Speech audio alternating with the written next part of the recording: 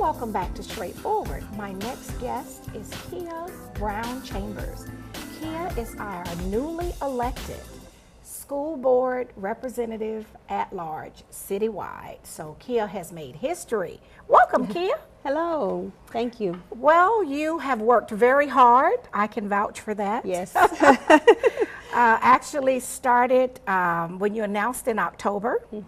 And was out on one of the coldest days of the year, unusually cold, visiting, knocking on doors, actually started over in Sweetwater. Right. And ran into one of the parents of one of your former students. Definitely. So that was a good sign because he was excited to see you and was willing to support you. So what that told me was that you really were a good classroom teacher.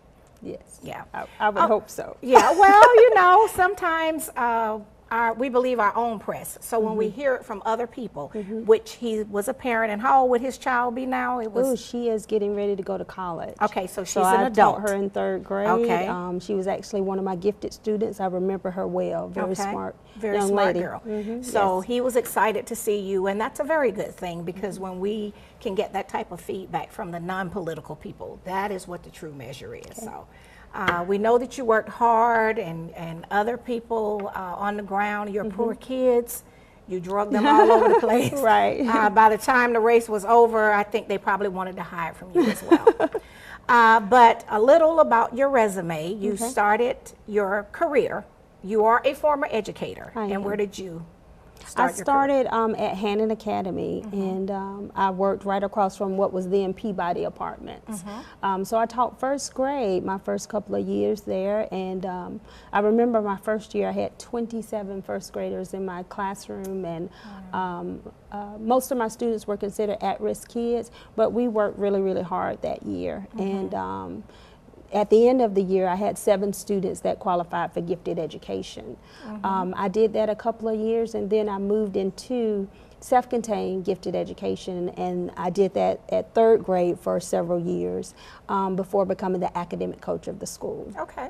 And so you started that career at Hannah, and we're going to back up and say that you're also a product of Muscogee County School District. Yes, ma'am, definitely. And you are the daughter of an educator. Yes. So education runs in your family. Definitely. And then I have to do a shameless plug that we're all Albany State University graduates, as well as your mom and husband and everybody, and your son now. Your oldest son is at Albany State as well. So we're the best and the brightest. And your success proves that.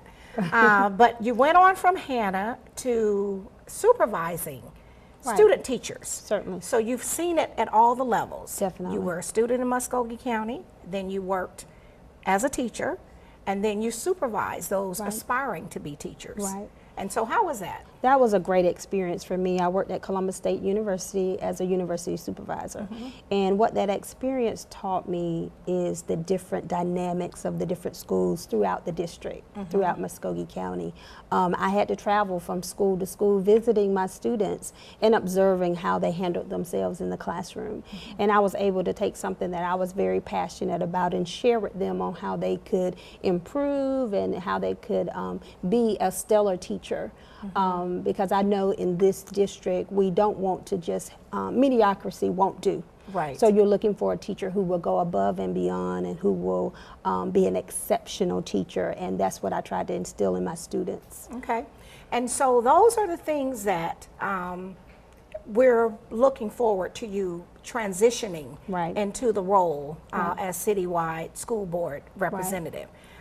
Because I know personally your philosophy is that all children can learn. Right, definitely. So what are you planning on doing in terms of making sure that the resources are at the schools that the children need? Right. Well, I feel like my diverse background in education, period, will help me make sound decisions on the board.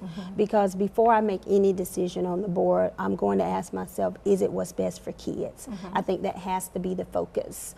Whether we're talking about finances or resources or hiring teachers, we always have to put the kids first. So we're looking, I feel like with my experience, I'll be able to make a sound decision on from that perspective. In your other life, besides Right. being a wife of how many years?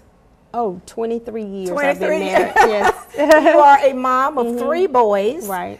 Which those are all badges of courage and of just Right. standing alone. And then you are one of the managing brokers that Right. you share the business ERA, Elite Yes. Real Estate Company, with your husband. Yes. So what is it that you can bring from Elite, from the business side, to help with the school board? From the business side, I think that it's important to be fiscally responsible. And when anytime you're running a business, you have to watch the dollar, you watch the resources, and it's important that you make payroll every single month. You're creating a dollar there, but you're also making sure that once the dollar come in, that you're a good steward over it. I want to take that same practice definitely with me on the board, and not only from the business side, but when I was an academic coach, I was responsible for the Title I funds, making sure that we were good stewards over those funds. And now, in the midst of all the budget cuts, we've had so many budget cuts, it's going to be critical that we have someone who knows what is necessary, what is critical, and then make sure that the budget reflects that. Okay. And so what is it that you want families and parents to do to help you to ensure that you're doing the best job for their children? Well, I think an open line of communication is great.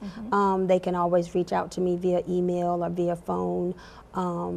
But also, I want to encourage each and every parent to be involved and to be, they're their child's first advocate, and they have to understand that. It's important that every time the doors open and parents are welcomed in, whether it be PTA or a program, that they are there. Because educating a child is a partnership. It's a partnership between the teacher and the students, but also in the community. So I'm hoping that from my diverse background, I will bring that sort of a spirit of community, that it does take a village to raise a child. Absolutely. So everybody can get involved. Parents can get involved, but business people can get involved. They can get involved with the Partners in Education program. They can give back to the school system, which also ultimately helps the school system budget. But at the same time, they're helping train tomorrow's leaders. These kids, once they're educated and graduate in 12th grade, they're coming into the workforce. So when they come into the workforce, you want them to be skilled, highly trained, and ready for a career, and also ready for college. Right. So business people, I encourage them to get involved in the educational system as well. Okay, and I know through ERA, you all have been partners in ed. And Oh, yes. you serve on a lot of committees, and I know Right. during Christmas time you were out buying things Right. for adopted schools. Adoptive family, and yes, all yes. of that. But your business, you all have for years gone into the YDC. Right, right. Which is the Youth Detention Center. Yes. We're so busy using acronyms, sometimes we assume everyone knows what that is. Right. So you all started going into the YDC In as- 2006. Yeah, we started Partners in Ed with YDC, which was the first in Georgia, where a business partnered with a youth detention center. But we went in and we basically every single month we mentored those kids. We recognized them when they had honor roll or good behavior. We fed them breakfast or sometimes lunches, and at Christmas time we engaged other businesses to contribute, and we went out and we had a Christmas celebration with them where we touched all of the children, not just the ones that were on honor roll. Okay. And currently now I work with Winton Elementary School through another venue, and I'm Partners in Education chair there, and I did it this full year, and I'm looking forward to next year as well. Well, we thank you so much. We're looking for great things, and always remember that the folks that were on the ground with you, Brother Dan and Sister Pat, Oh, yes. they're going to be right behind you all the way. Well, I want to say thank you to everyone who helped out during the campaign, and thank you for everyone who was involved and everyone who went to the polls to vote, because that is your voice. Absolutely. And my job from here on out is to make sure that I work very hard to make those people proud. All right. Well, we thank you so much. Thank you. This has been straightforward. If you don't stand for something, you will fall for anything.